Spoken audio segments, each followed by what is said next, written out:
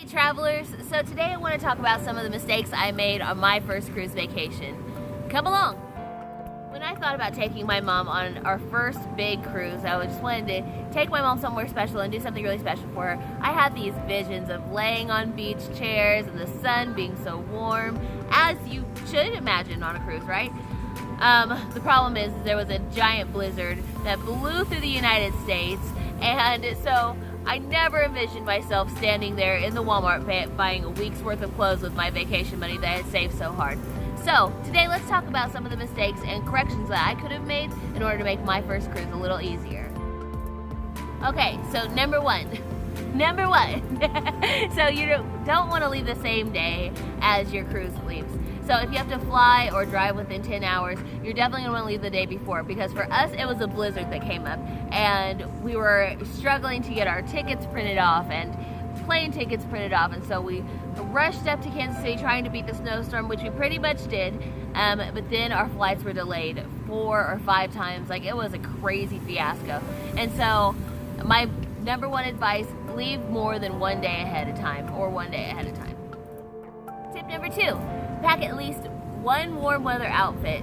For us, when we got to New Orleans, we imagined, oh, it's New Orleans, it should be hot and sunny and crazy nice weather. No, because of that huge blizzard, it was freezing cold there, and all I had were sundresses and flip-flops. So I found myself spending close to $300 at Walmart buying myself a week's worth of clothing all at one time, because I didn't pack for cold weather, even on the off chance. So my number one advice, pack at least one pair of jeans, one jacket, and one long sleeve shirt. That way you're at least, have something to wear in case it is cold. Alright, so my number 3 tip is bring your own soda with you if you're traveling Carnival. I didn't know that you could bring soda with you on your first time, and so I didn't bring any, and we ended up spending $54 for the soda package for my mother. And because I don't drink as much soda, I thought, oh, I don't need the soda package. I ended up spending quite a bit of money on soda because, you're on vacation, you want to have something tasty to drink. And so bring your soda with you, 12-pack per person, bring it with you. Okay guys, so my number 4 tip is to plan ahead what you're going to do while you're on the island. See, I thought I had a plan. I thought, I'll just walk around, we'll find something to get into, we'll eat some food, it'll be great. Except we end up paying overprices. We went to some small little restaurant, which was fun, but we paid like $100 for lunch, and then after that all we did was walk around. We didn't get to go to the ocean, we didn't get to do any of the fun things that we had planned. So my number 4 advice is to book a shore excursion through your cruise ship. Number 1, they'll make sure that you get back on time so you don't have to worry about getting left behind. Number 2, you know what you're gonna do. You know that it's gonna be fun. You've already done the research. So book a shore excursion. It'll be worth every penny. Don't expect things to be perfect. It's really hard when you're planning and you're saving to not get your hopes up for this perfect dream vacation. But the number 1 thing that I would warn you is that people forget to pack their manners when they go on cruises. They will cut you in line, they will push you out of the way. It doesn't matter if you have little kids or your parents go with you. They will push and they will shove, and it's not the funnest experience.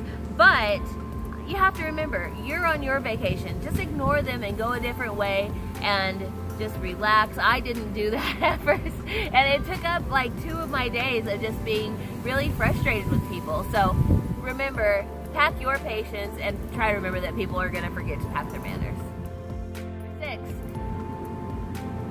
I wish I had known to go to October instead of February. Now, I'm a huge fan of off-season traveling. We all know this, but I didn't think about how cold it was going to be everywhere. Even in Mexico, it's cold in February. And so try to aim for September, October when you're going for your off-season traveling on your cruise, because it's still going to be warm everywhere.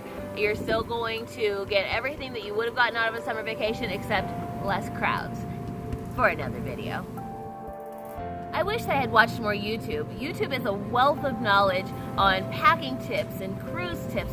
So don't just watch my channel, go out and watch lots. There's Mr. Traveler, there's EECC Travels.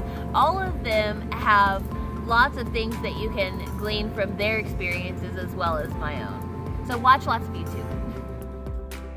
I wish I had brought a first aid kit with us.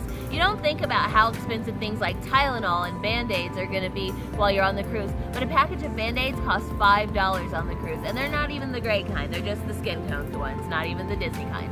So you're going to want to bring things like Tylenol, Band-Aids, cough drops, cough syrup, anything that you can bring within your packing restrictions. Finally, I wish I had known that the room stewards pick up your baggage the night before you leave. I had automatically assumed that the morning that you leave, that's when the room stewards would come get your baggage. Wrong.